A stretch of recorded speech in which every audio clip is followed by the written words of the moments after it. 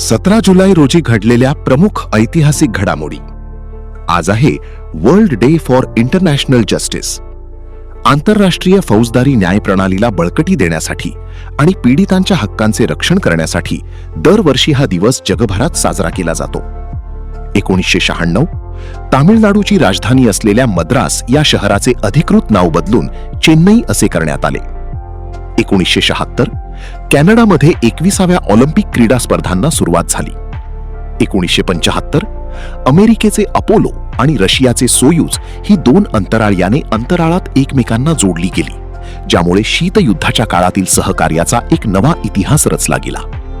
1955 California येथे पहिल्या Disneyland उद्यानाची सुरुवात झाली.